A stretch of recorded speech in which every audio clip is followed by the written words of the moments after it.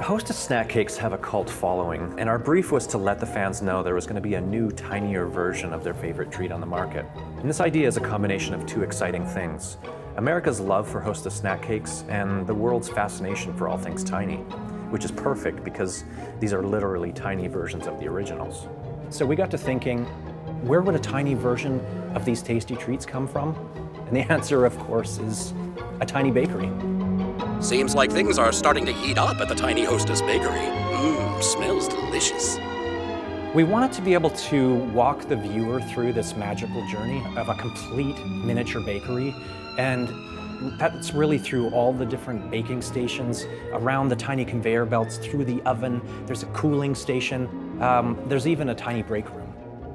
And we chose this execution so we could really feature the magical and nostalgic character of the brand, to remind viewers that these snack cakes that we all grew up loving are now available in a tiny form. We drew the visual inspiration from the original Hostess bakery, all its colors and its retro feel, and the charm of an old bakery where everything is really made by hand.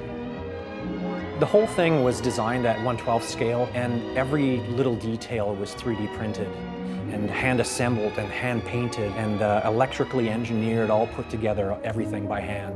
We had a team of about a dozen engineers and modelers working on it for more than 2 months.